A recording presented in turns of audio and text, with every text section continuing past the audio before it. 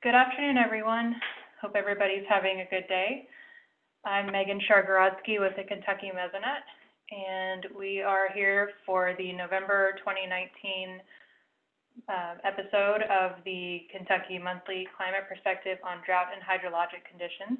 This is hosted by the State Climate Office in Kentucky, and we will have Dr. Stuart Foster speaking for the first section of the webinar, and then Chip Zimmer from the Kentucky Division of Water will be speaking on some of the water supply impacts, and Matt Dixon from the UK Ag Weather Center will be talking about some of the agricultural impacts.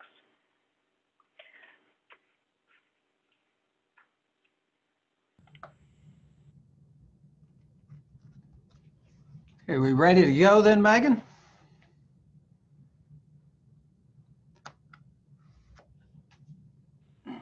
Okay, I'd like to welcome everyone today. Again, our standard general information slide here that this webinar series is made possible through a partnership with the National Integrated Drought Information System and the Midwest Drought Early Warning System, and again, our many partners across the state. So after today, we'll be coming back to join you in about a month on Thursday, December 5th at our same time, 2 p.m. Eastern Standard Time, 1 p.m. Central Standard. And we'll be making a recording of this if you would like to have access to that. Go to the next slide. So we'll take a look at our recent conditions, talk a little bit about impacts. It will not be as busy as it was last month on the impact side of things, fortunately. And then take a look at the outlooks for the month ahead. We've got a very interesting November shaping up. And then we'll summarize things and have time for any questions, discussions. There might be, picked a couple slides or pictures today to put in here. So Pulaski County, this northwestern part or northeastern part of the county, and shows a field that was soybeans have been harvested, and looks like they've got a cover crop in there, or maybe some wheat planted. But anyway, it's already germinating and coming up, and in the foreground, the grass around the elementary school there, Northern Elementary School, has greened up quite a bit. So looking at that scene doesn't give you too much of an indication of how things looked only 1 month prior to that. And then in the picture below there from Clinton County, you can see some frost and fog there off in the distance, and really kind of highlighting that, boy, the weather really changed after the first week of October, and we've cooled off quite a bit. And as many of you may know, we've got some particularly cold weather headed our way in the next several days. So get used to that bottom picture more so than the one above. So looking back at the last 30 days, these are the precipitation totals beginning October 7th through November 5th. Looking across the state, first of all, you can note that the amounts are pretty heavy throughout, anywhere from about a little below 4 inches in the northern counties there near Cincinnati, but otherwise mainly above 4 inches to as much as 6 or 7 inches of rain in October. And again, this is normally a very dry month. We'll come back and talk about that here in a little bit, but very wet month across the board for the state during a time of year when we do not really anticipate that. And then if we branch out to the, actually, Megan, go back to that last slide. There's another point I wanted to make. When you look at that, at those totals there, the day that we kind of broke out of the kind of the drought busting precipitation came on October 6th. So that's not necessarily captured in that slide. At least a good bit of it's not captured in that slide. So, okay, go ahead. And then the amounts for the 60-day period. and a little bit higher, but now we're going back and capturing period back into the month of September, most of September, with a very, very dry period there. But you can see some amounts that are approaching 10 inches across from the southern boundary moving northeastward. So that was basically where we had a line of heavy rain, again, that came in there early in October. Otherwise, you go off to the far southeastern Kentucky, and you can see the amounts are a bit lower there, and then a bit lower up along the Ohio River.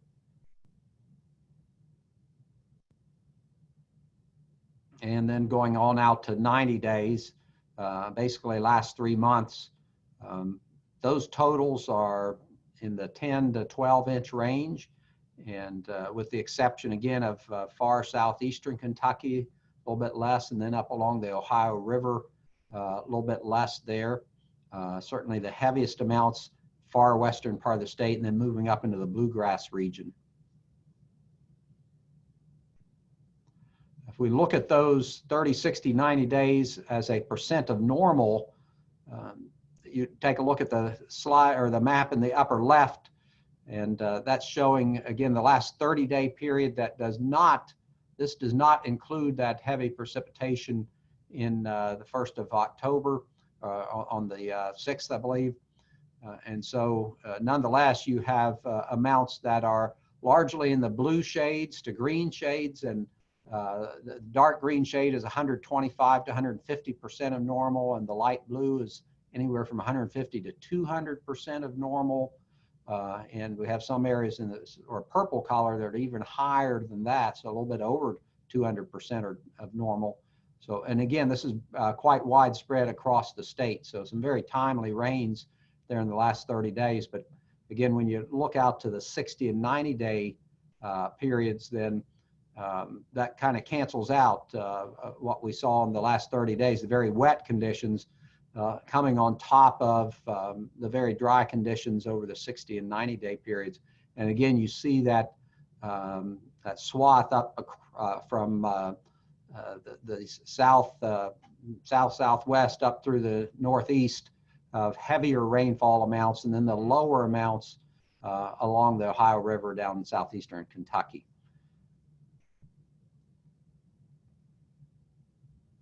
Temperature-wise, okay, it's all a matter of the cutoff dates for things. If we were looking at temperatures for the month of October, which we do not have here, if we just looked at the calendar month of October, we were above normal in terms of temperatures. But if we look at the 30-day period, then we see that both looking at the daily high temperatures and the daily low temperatures, in both cases, we tended to be a bit below normal, and a little bit more so on the high temperatures than the low temperatures.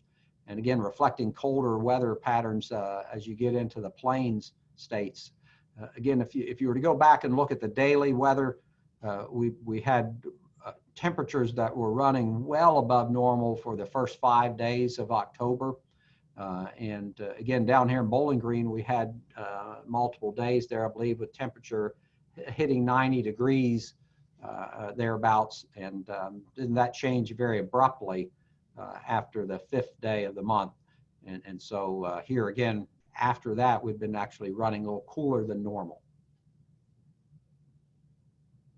Okay. Modeled soil moisture and groundwater. Quick look at these nationwide. You can see that it remains wet all in all when we get up into the Midwest and upper plains. And when you come down to Kentucky, with all the rain we've had over the last month, soil moisture is tracking well. We're actually a bit above normal, and shallow groundwater close to normal there. So nothing to be alarmed about on either side there.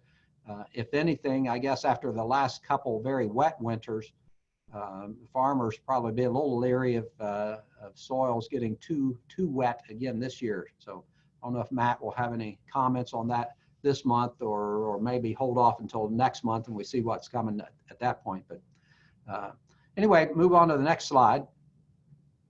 And we're looking at the evaporative demand drought index. Again, an indicator of how thirsty the atmosphere is for water, regardless of whether it's available or not. And we're looking at the 1 month value for the beginning of November. So that's basically looking back at the month of October, and then the 2 month period. So looking at September and October. You can see in both cases that Kentucky, especially on the 2 month scale, was running above normal, again, associated with the warm and dry conditions that we had over the, particularly over the September period, and then not so much over October. This will probably be the last month that we include this index here until we get into the growing season next time around. Evaporative demand is simply not much of a concern during the winter months ahead.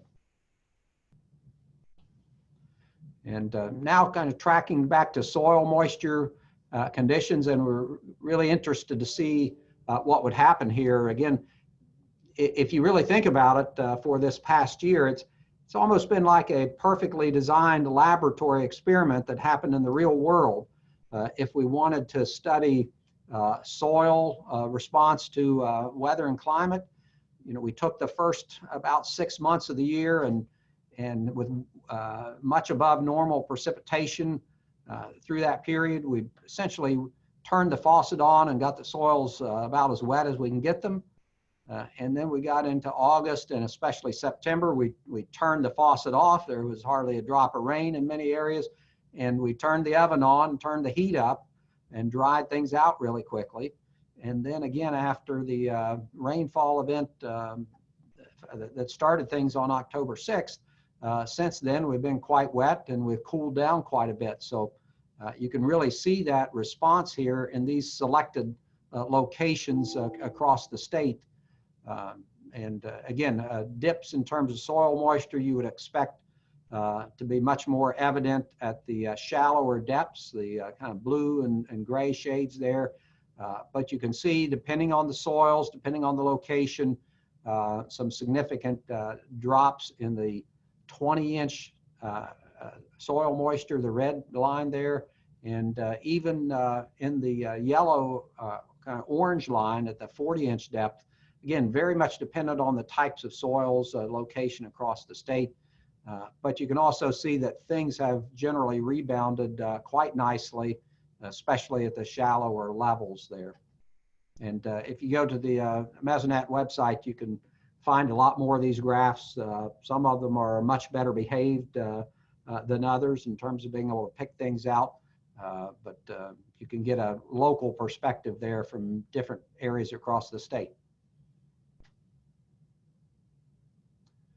Okay, 7-day stream flow as of yesterday, or a couple days ago, I guess. I didn't get this updated this morning, but hasn't changed much. We had some rain come in today, but we're looking at, for a change, after the last couple months, we've got some streams that are running actually much above normal. Again, a very, very dramatic shift from where we were not too long ago.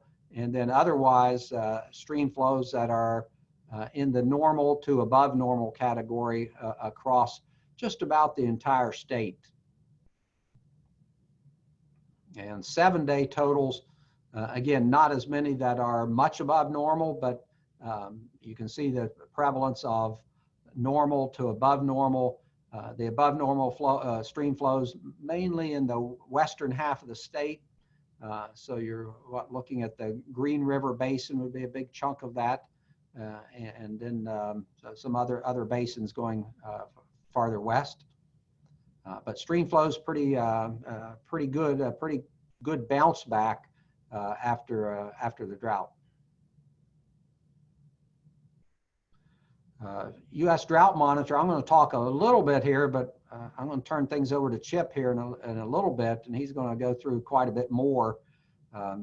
This is the latest release, came out this morning, and we still have a little bit of moderate drought down in southeastern Kentucky and just a little abnormally dry area up there along the Ohio River.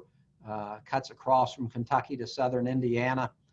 But otherwise, a much prettier map this month than what we were looking at a month ago.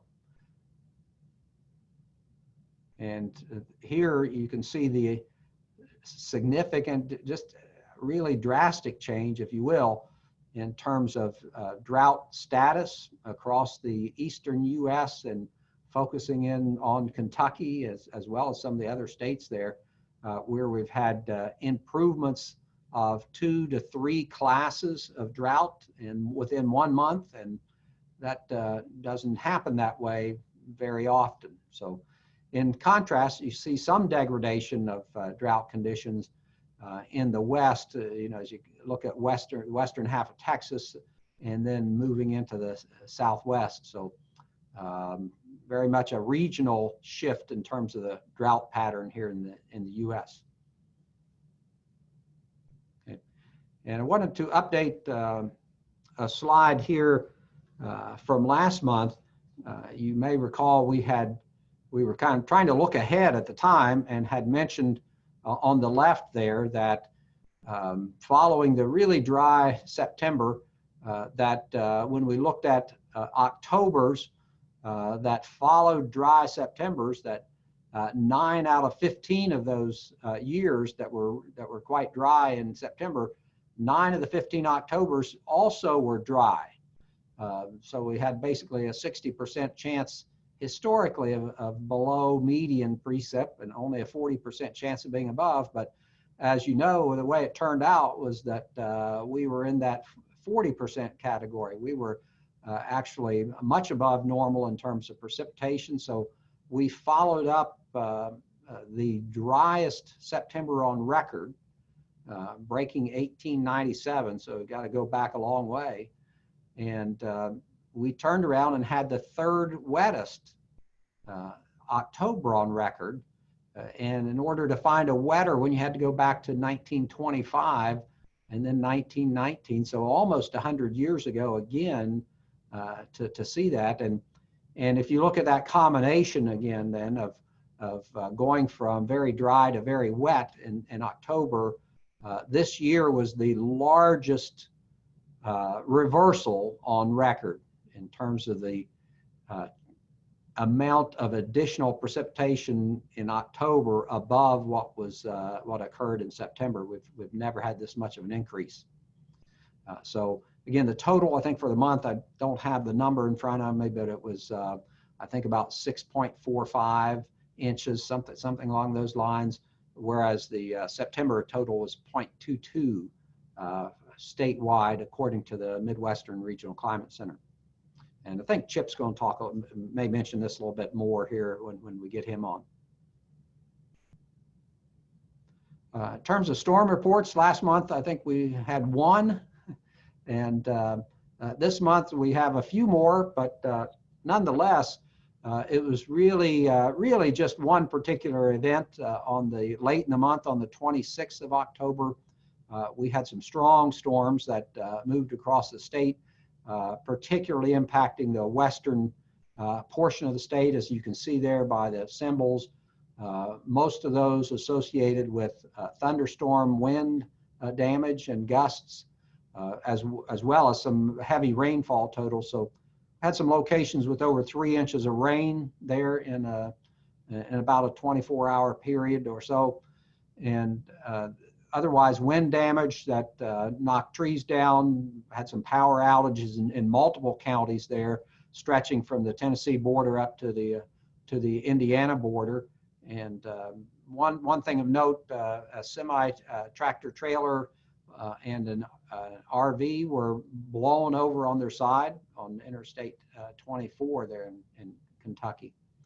And then other than that, had a strong windy day, but not associated with thunderstorms on the 31st that led to some other impacts there on the eastern half of the state. So with that, I believe next slide goes to agriculture, Megan, and I'll send it back to you. Okay, great. Now we're going to have Matt Dixon from the UK Ag Weather Center.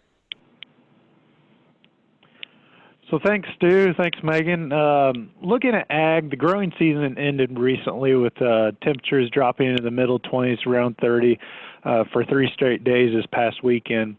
Many experienced a hard freeze over those nights. Over to the right, you'll see a picture from UK Extension livestock economist Kenny Burdine. It shows a very heavy frost in the area. He took this picture on November 2nd, this past Saturday, in, I believe, Woodford County. So very heavy frost the morning of November 2nd. Even if some have been protecting late season vegetation, a lot of it died back with the drought in September. Even if there is some protecting it, temperatures next week are looking extremely cold, as Stu was saying. We have a dose of Arctic air building into the area.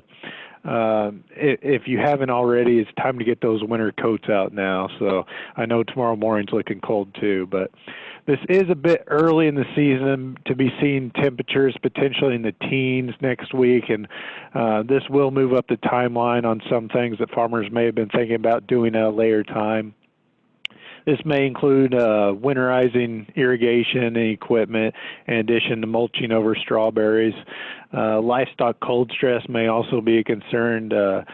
Talking to some producers and specialists, while most livestock should be all right, winter coats are coming in and whatnot, but calves may need a little extra care moving through next week.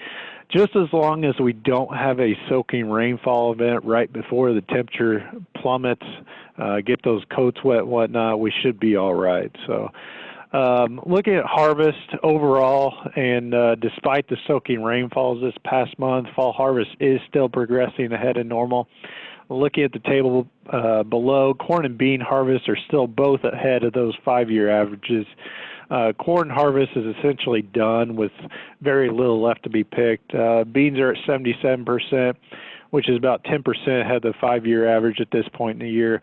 Winter wheat going in the ground has hit 69% for the season and is approaching the end. October is the main window for getting that wheat in the ground. The biggest concern from the drought in September was the impact on pastures. Based on the latest crop report on November 3rd, pasture condition sits at 50% in the poor to very poor category. Now, while those numbers are still high, you can see in the table in the lower right-hand corner that we have seen some improvement, not a whole lot, but some improvement with the recent rainfall. So I'm mainly looking at those light red and dark red colors there at the bottom of the table. You can see them peaking in the middle of October, and since then have shown some improvement in recent weeks.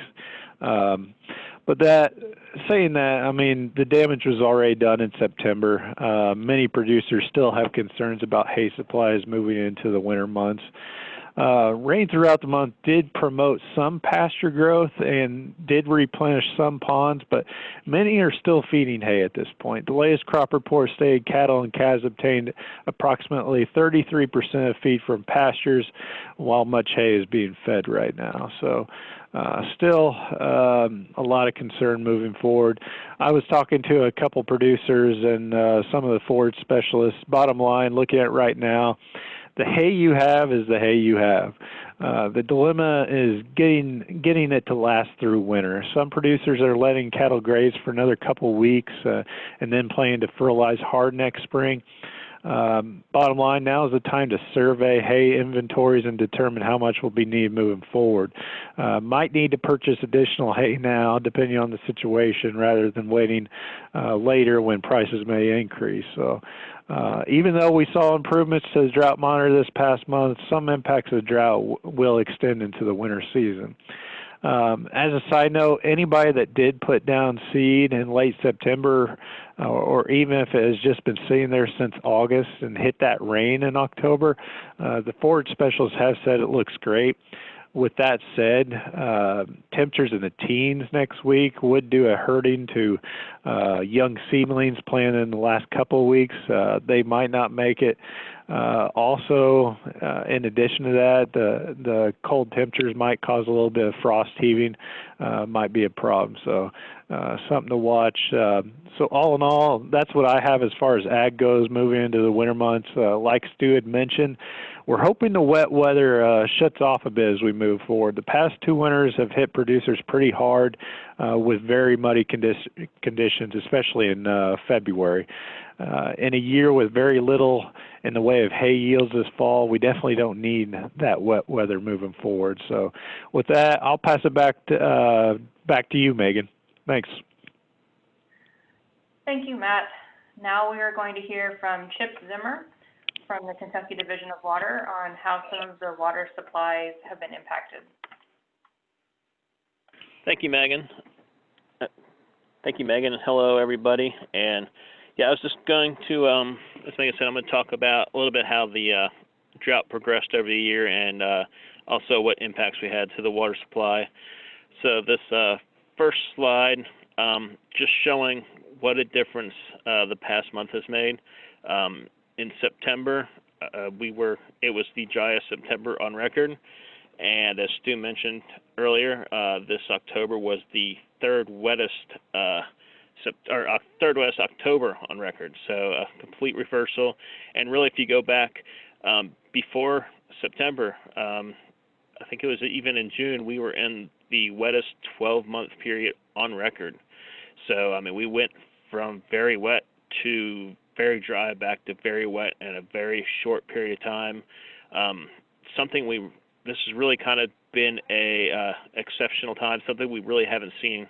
You know, we've had some quick hitting droughts before, like 2016, but not like this. I mean, it really hit hard and fast, and then immediately was just gone. So it's been pretty exceptional. Next slide, Megan. So just going to show some of the drought monitors to really show how this drought has progressed. Again, beginning of September, this is September 3rd, and we had little abnormally dry conditions through the central and into southeastern part of the state. 27% of the state was abnormally dry. So most of the state was still was still normal. Next slide, Megan. And we progressed 2 weeks, and then you can see most of that area that was abnormally dry was now moderate drought, and we had considerably more abnormally dry conditions throughout the state. Next slide. And then in just 1 week after that, we had severe drought, and over half the state was in some sort of drought, whether it was moderate or severe drought. So, and almost all the state was abnormally dry. Next slide. And then the following week, so this is a span of 4 weeks, we went from almost just a little abnormally dry to almost the entire state being in some form of drought and having exceptional drought in southeastern Kentucky. So just showing how fast this progressed. Next slide. And 2 weeks later, mid-October, those couple big rains had already come through. Especially, you can see a lot of improvement across central Kentucky. Not so much in southeastern Kentucky. You still had that extreme drought hanging on in that area, and some severe drought there, and also over towards the Owensboro area. Next slide. And this isn't the latest. This is last week's drought monitor, but you can see there was just a little bit of moderate drought hanging on, and about half the state was abnormally dry. Again, Stu showed this week's drought monitor, and there's even a lot more improvement. Just a little D0 hanging around in the Owensboro area where that D1 is last week, and still a little moderate drought in southeastern Kentucky where some of the big rains just haven't quite hit there quite as much as the rest of the state. So there are still some deficits at 60 and 90 days. Nothing too significant, but they're still leaving that moderate drought there for probably another week. Hopefully next week it'll be gone. Next slide. Oh, actually, there Megan did add the this week's one. Next slide. And this is the state drought declarations. These are still in place. They should be going away very soon. We've been wanting to hang on to them just a little bit more, just because there were some, just to make sure all the ag impacts had been taken care of, or at least the ones that can be taken care of. There's, as Matt said, there's going to be some impacts that are going to last through the winter that no amount of rain is going to fix. We're going to need spring basically to overcome some of them. But you can see here we had the entire state was in some form of drought declaration, and we did have a level 2 drought for much of the state. Much of central and southeastern Kentucky was in a level 2 drought declaration, and a lot of that was spurred when we declared this. That area, the entire state had issues with agriculture.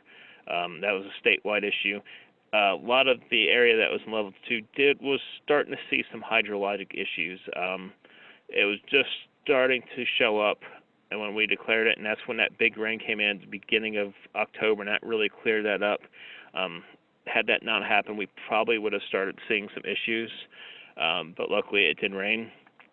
And as for water supplies throughout the state, we really did not have any problems. The only issue we've had is down in the city of Benham, which is in Harlan County, right below Black Mountain, and they've had some issues where their primary source, which comes from a mine, had gotten to the point where it wasn't keeping up with the demands. But there has been no water shortage watches or warnings placed on them, because they do have a creek there that they can also pull water from, and that creek has had plenty of flow in it. So while their main source was having issues, they never had an issue where they were out of water in terms of least supply. So that's reason for that. And so really this has been more of an agricultural drought more than anything. Water supply is just wasn't long enough of a drought really for there to be hydrologic issues. Had this continued on for another month or two, yeah, we would have had a lot of hydrologic issues. But luckily, it was a very fast-hitting drought. So that is all that I have. And Megan, I am going to turn it back over to you. Thank you, Chip. And with this, we're going to pass it back to Stu for some talks about the outlooks for the next few months. Yes, thank you, Megan, and thanks for all the added detail there on impacts. So now let's look forward a little bit. We've been on a bit of a roller coaster, and that may not change too much here this next month. We'll see. 7 day precipitation forecast for Kentucky was updated this morning. You can see that we're anticipating about a typical amount of rain, somewhere around an inch or so over the 7 day period. And of course, we're getting some of that soaking rain here across the state today. So that may be a good chunk of that 7 day total. Next slide. Yes. 6 to 10 and 8 to 14 day outlooks. We're in the near normal category there on the 6 to 10 day outlook, and then an enhanced likelihood, slightly enhanced, below normal precipitation on the 8 to 14 day outlook. And again, doesn't look that way outside today, but we've got some cold air coming in that's going to be dominant over the eastern portion of the United States, and as below normal precipitation is very much associated with that cold air and high pressure associated with it that we're anticipating in the next several days. And so that's basically going to take us through the middle portion of November. And then go to the next slide, Megan. So colder than normal temperatures expected for the state here this month, a slightly enhanced likelihood of that. So, and again, I have not been putting in the 6 to 10 and 8 to 14 day temperature outlooks. Maybe I should have this month, but in terms of looking at those and reading the the outlook discussion, essentially looking at a likely scenario that, again, the next week to two are likely to have some very cold weather, but as we get toward the end of the month, at present, and again, this could change, but at present, we're anticipating a very significant reversal and a return of above normal temperatures later in the month. So again, that's what models are suggesting right now, and that's why, with the very high confidence of extremely cold weather coming over the next several days, the confidence that the month as a whole is going to be below normal temperature-wise is much lower. So we'll see whether, again, a sort of a roller coaster, whether the cold air that's coming gets balanced out by a return of much warmer than normal temperatures later in the month. Then the outlook precipitation-wise for November, if we can go back for just a second, on precipitation, again, portion of the western half of the state, slightly enhanced likelihood of below normal precipitation. And again, I think that's largely a remnant of the what they're anticipating over the next week or two. Now we can go on and look at the seasonal outlook. In spite of the short-term cool conditions, the longer-term seasonal outlook, November through January, has an enhanced likelihood of above normal temperatures, though those probabilities are lower as you go to our north and get into that equal chances area there around the upper Midwest and Great Lakes area. But above normal temperatures are a common projection when we don't really have a strong signal because of temperature trends in the U.S. and North America. Those normals are based on the 1981 to 2010 period. And as we see gradual warming of our climate over that period, the odds are that a given month today is going to be warmer than it might have been according to what was normal for 1981 to 2010. And then on the right-hand side, precipitation outlook, again, equal chances of above, below, or near normal precipitation, with an enhanced likelihood of wetter conditions continuing to be characteristic of the Great Plains region of the U.S. So we'll move on from there. And fire danger, fire potential, again, roller coaster. You know, a couple months ago, we had below normal fire potential, and then last month we were above normal, and now we're back to below normal. And so that situation got rectified. We had burn bans throughout the state just a month or so ago. And with all the rain that we've had, really no concerns going forward here in November.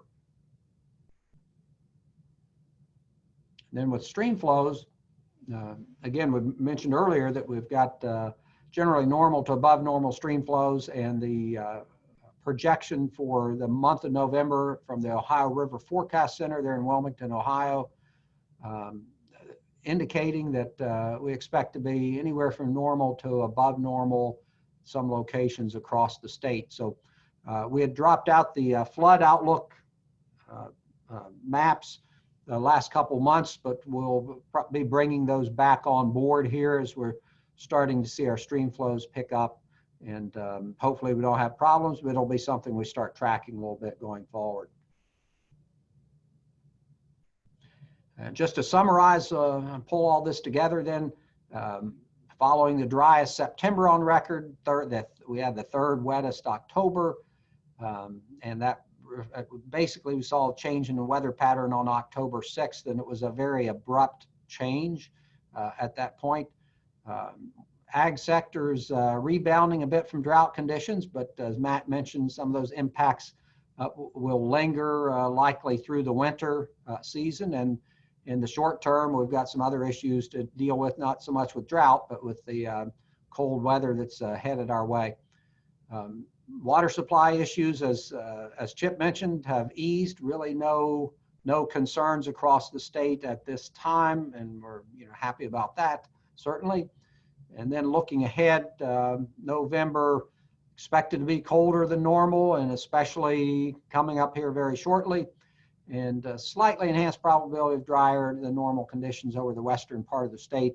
At this point, no one would be too concerned if we were a little bit drier than normal, and given the time of year and the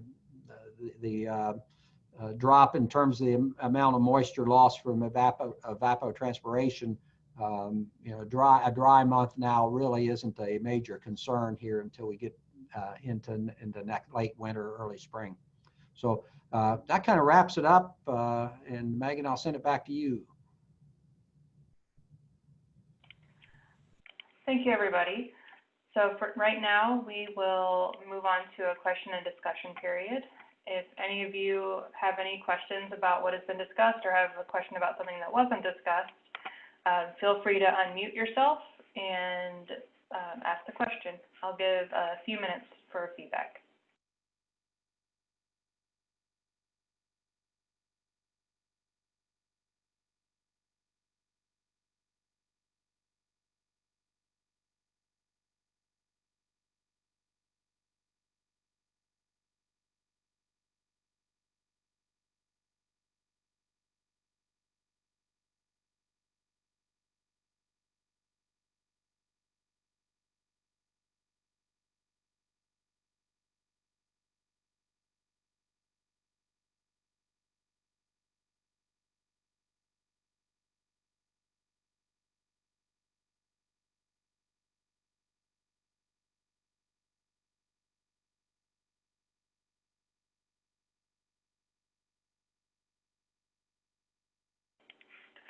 All right, it appears there are no questions. So I want to thank every one of you for coming and listening to the webinar today. And thanks again to Stu and Chip and Matt for presenting the material. We hope to see you guys again at the next regularly scheduled seminar or webinar on December 5th at 1 p.m. Central, 2 p.m. Eastern. And in the meantime, if you have any questions or feedback, you can email Stu Foster or call, as seen on this slide. We will have the recorded presentation emailed out in a little while, once it's finished processing. And I hope the rest of you have a good Thursday. Thank you.